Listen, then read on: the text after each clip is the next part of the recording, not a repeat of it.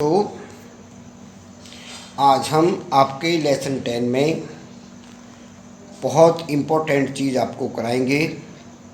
आज की डेट का पहला पेज है। आज की डेट है 23/7/20। पार्ट आपका 6 चलेगा। 6 पार्ट में आपका हिस्टेरेसिस कर्व है।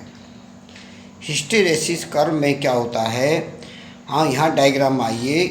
हॉरिजेंटल को तो एक्स अक्ष पर लेते हैं, ये क्षैतिज चुंबकीय क्षेत्र होता है।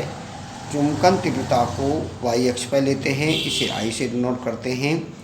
और जो हमारा इसका इन दोनों को कटान बिंदु होता है उसे मूल बिंदु कहते हैं, ओरिजिन पॉइंट कहते हैं।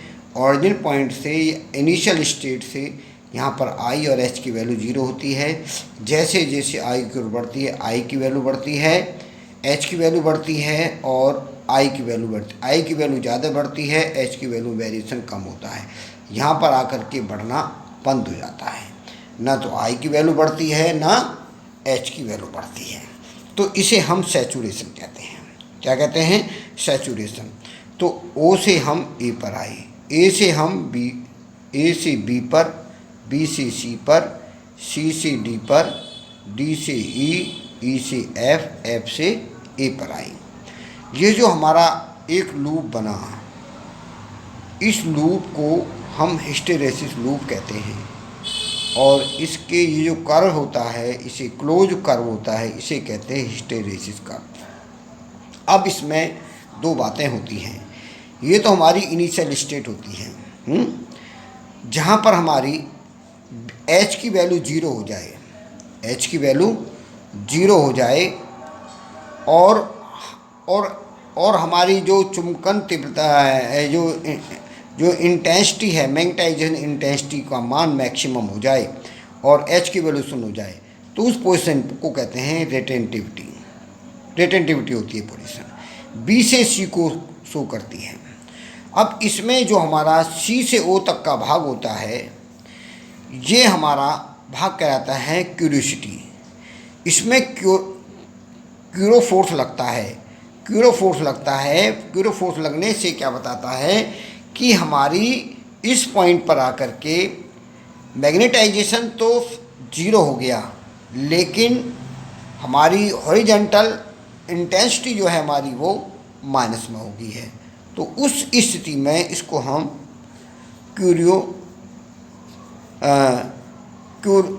क्यूरसिविटिविटी कहते हैं। क्यूरोसिटिविटी कहते हैं उस पोजीशन में।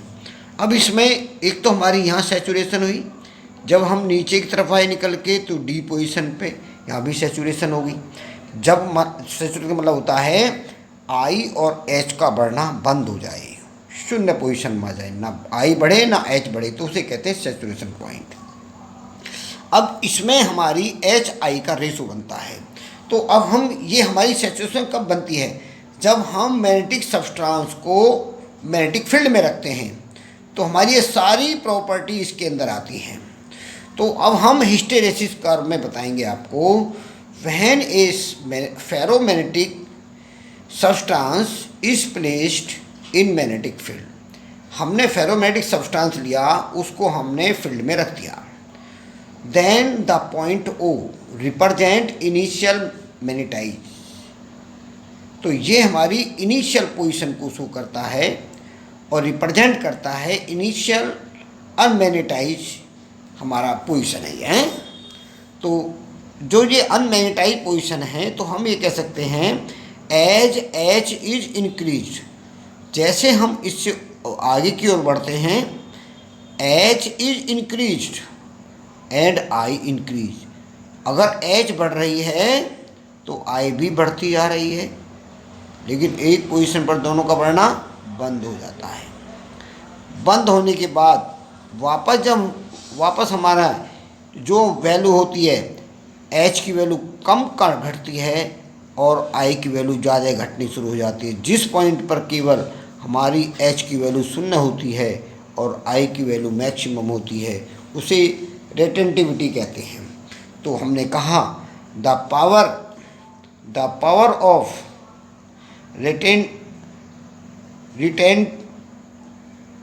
Retaining the power of retaining magnetism is called retentivity, is called retentivity. वो किसको डिनोट करते हैं, उसे हम इससे डिनोट, ओ बी से डिनोट करते हैं, ओ से बी, ये हमारी डिनोट पोजिशन है, ये वाला यहाँ से यहाँ तक का पूरा ये रिटेंटिविटी होती है। तो हमने ये बताया जो हमारी power of retaining magnetism is called retentivity, जिसको हम ओ बी से डिपेंड करते हैं। अच्छा, उसके बाद दूसरा पॉइंट है क्योरसिविटी जो होती है वो हमारी एक पोजीशन में आती है जब एच की वैल्यू हमारी आई की वैल्यू 0 हो जाती है और एच की वैल्यू माइनस में होती है, that is the value of O C, the value of O C. तो हम यहाँ कहेंगे the value of O C of magnetizing field is called coercivity of the substance, इसे सब्सटेंस की क्यूरियोसिटिविटी कहते हैं। तो अब हमने आपको ये बताया क्यूरियोसिटिविटी क्या होती है, रिटेंटिविटी क्या होती है। तो अब इसमें हम दोनों का रिलेशन बताते हैं। It is the found that the lagging of I means magnetization, intensity of magnetization behind the H. अगर लैगिंग आई के बिहाइंड हो जाए एच तो इसको बोलते हैं इज कॉल्ड हिस्टेरेसिस। क्या बोलते हैं इसे, हिस्टेरेसिस। जब इसको हिस्टेरेसिस कहते हैं द क्लोज कर्व, तो इससे हमें हिस्टेरेसिस कहते हैं। और ये जो हमारा क्लोज कर्व बना, the close curve A B C D E F A which represent a cycle of the magnetism, ये एक मैग्नेटिज्म की साइकिल को डिनोट करता है, तो उसे कहते हैं इज कॉल्ड हिस्टेरेसिस कर्व। क्या बोलते हैं इसे, हिस्टेरेसिस कर्व। ये जो हमारा एक पूरी साइकिल को बिलोंग करता है, बताता है, इसे हिस्टेरेसिस कर्व कहते हैं। हिस्टेरेसिस मायने आप समझ गए, मैंने क्या बताया, the lagging of magnetization behind the intensity of magnetic field is called hysteresis. अगर हम हिस्टेरेसिस का एक क्लोज कर्व ड्रॉ करते हैं तो हमारा क्लोज कर्व जो ड्रॉ होता है वो साइकिल ऑफ मैग्नेटाइजेशन को हम कहते हैं हिस्टेरेसिस कर्व। ओके, ये इम्पोर्टेंट है, इतना इम्पोर्टेंट है कि आप इसे तैयार कर बिना ना जाएं एग्ज़ाम में, क्योंकि इससे यही जो है एग्ज़ाम में आने की संभावना है। ओके, इसे ज़्यादा मैंने लिखा है, ये लॉन्ग क्वेश्चन है, ये 5 मार्क्स का आएगा और 5 मार्क्स में इतना तो लिखना बहुत ज़रूरी है। हिस्टेरेसिस लॉस क्या होता है, the energy supply to the substance during the magnetization, substance को मैग्नेटाइज करने के लिए जो उसको एनर्जी दी जाती है नॉट फुली रिकवर्ड, उसे हम दें और वापस उतनी एनर्जी हमें प्राप्त ना हो, तो the balance of the energy तो क्या होगा, the balance of the energy left in the substance is lost as heat, that is called hysteresis loss. तो क्या बताया हमने, the energy supply to the substance को एनर्जी सप्लाई करें during the magnetization is not fully recovered, और उसको हम दें और पूरी रिकवर्ड ना कर पाए, उससे कब रह जाए, तो उसे कहते हैं the balance of the energy left, तो उसके अंदर कुछ एनर्जी वापस नहीं हुई, पूरी एनर्जी जितनी हम दी उतनी वापस नहीं लौटी, तो उसके अंदर लेफ्ट रहेगी इन द सब्सटेंस, तो सब्सटेंस में कुछ एनर्जी लेफ्ट रह जाती है, वहाँ छूट जाती है, इज लॉस्ट एज हीट, तो वो लॉस्ट हो जाती है किस फॉर्म में, हीट के फॉर्म में। जब हम किसी सब्सटेंस को हीट एनर्जी देते हैं तो सब्सटेंस क्या हो जाता है, हीट हो जाता है, तो हमारी जो एनर्जी लॉस हुई वो हीट के फॉर्म में हुई। This is called hysteresis loss. क्या बोलते हैं इसे, हिस्टेरेसिस लॉ। अगर सब्सटेंस को हीट देंगे, सब्सटेंस को एनर्जी देंगे तो सब्सटेंस मैग्नेटाइजेशन होगा, लेकिन रिकवर्ड वापस लेना चाहें वापस आए, वापस में उतनी एनर्जी हमें प्राप्त नहीं होती, कुछ एनर्जी उसके अंदर रह जाती है, क्योंकि सब्सटेंस जो हमारा हीट हो जाता है, हीट में वो एनर्जी को कंज्यूम खर्च कर देता है। This is called hysteresis loop. This is called hysteresis loop. Okay बच्चों, अब आगे चलते हैं। नेक्स्ट पॉइंट है इलेक्ट्रोमैग्नेट। इलेक्ट्रोमैग्नेट बहुत पढ़ा होगा, बहुत देखा होगा, इसमें मैं शॉर्ट में आपको बता रहा हूँ। If we place a soft iron rod, एक हम सॉफ्ट आयरन रॉड रख दें इन द सोलेनॉइड में हम सॉफ्ट आयरन रॉड रख दें तो मैग्नेटाइजेशन इंक्रीज 100 टाइम्स। तो जो पहले सोलेनॉइड थी उसका 100 टाइम्स मैग्नेटाइजेशन बढ़ जाएगा। Then the solenoid is called electromagnet. तो उस मैग्नेट को हम कहते हैं इलेक्ट्रोमैग्नेट। बात समझ आ गई? अगर हम सोलेनॉइड के भीतर सॉफ्ट आयरन रॉड रखें तो 100 टाइम्स उसमें मैग्नेटाइजेशन इंक्रीज हो जाता है और इस फेनोमेना इस सोलेनॉइड का फिर हम नाम रखते हैं इलेक्ट्रोमैग्नेट सोलेनॉइड। बात समझ आ गई? अब इसमें आगे चलते हैं। परमानेंट मैग्नेट होता है। परमानेंट मैग्नेट कब होता है? जब हमारी हाई क्यूरियोसिटी एंड हाई रेटेंटिविटी होती है। जिस मेटल के अंदर हाई रेटेंटिविटी, हाई क्यूरियोसिटी होती है, उस मेटल से जो मैग्नेट हम प्रिपेयर करते हैं उसे कहते हैं permanent magnet. Permanent magnet can be made by the किससे? Bar magnet, cobalt, steel in the coil of the thick wire and passing a large current through the coil. It is called permanent magnet. तो इसके मतलब समझ में आ गए?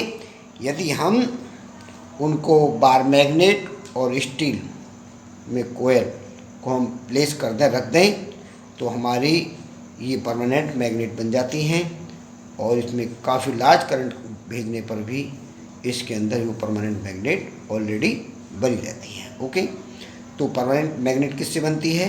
Cobalt से, निकल से। क्यों बनती? इनको कोबाल्ट निकल को क्यों लेते हैं?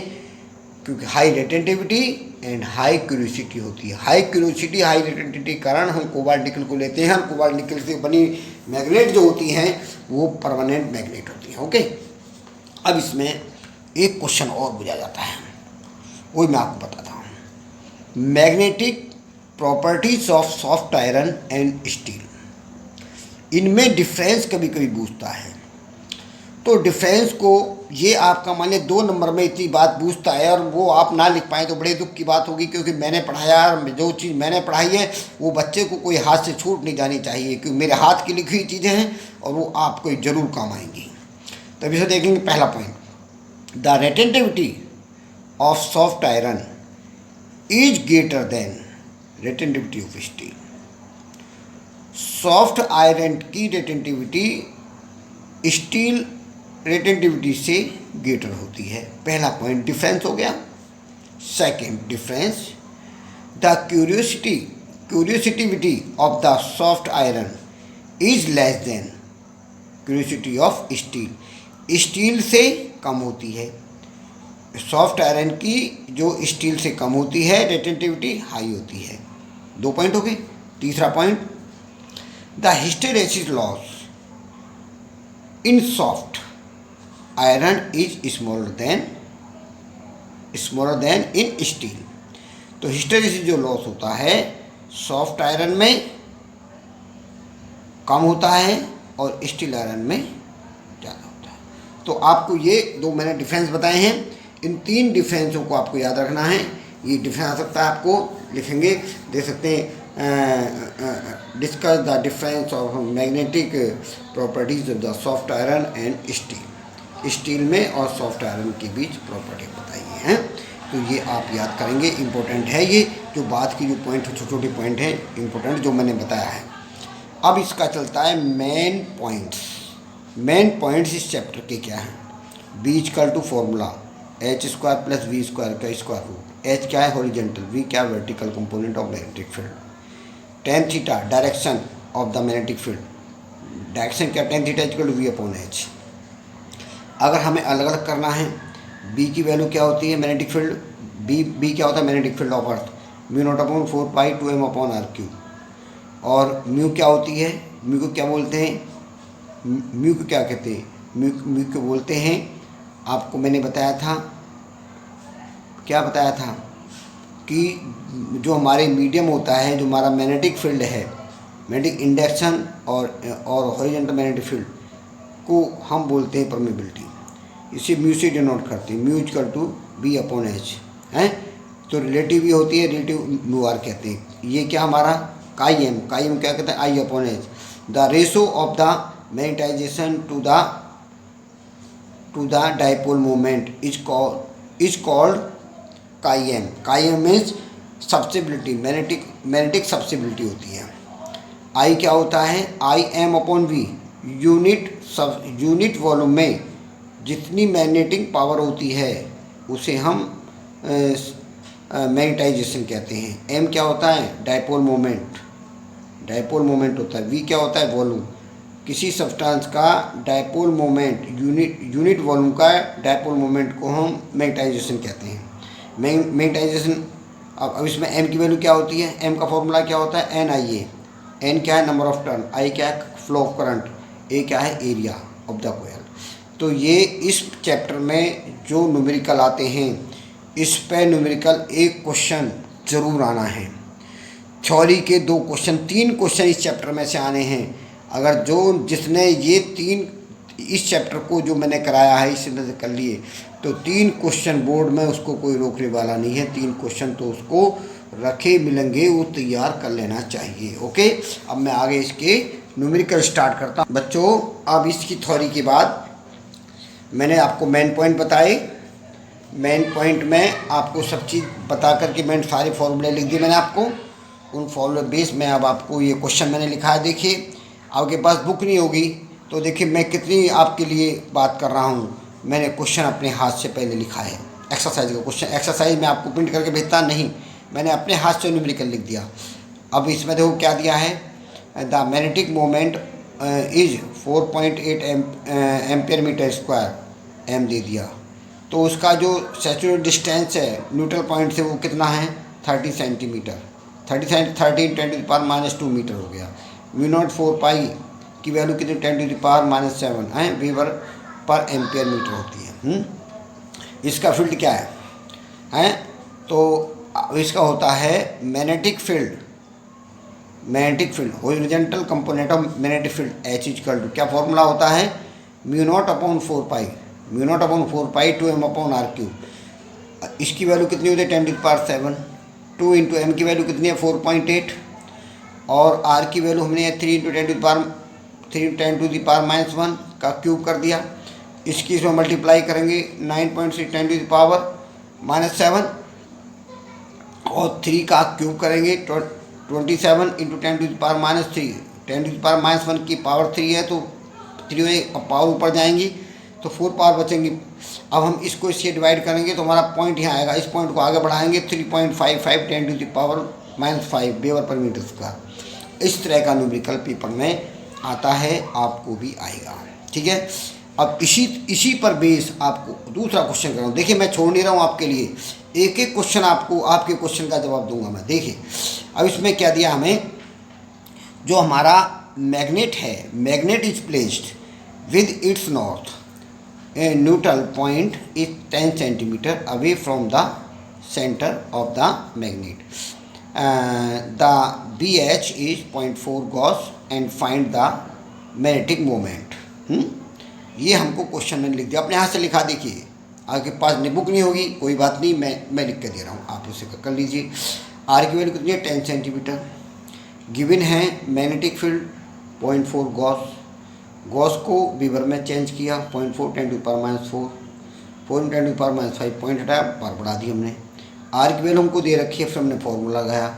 फॉर्मूले की वैल्यू क्या, फॉर्मूला क्या है, BH equal to mu naught upon 4 pi 2m upon R Q.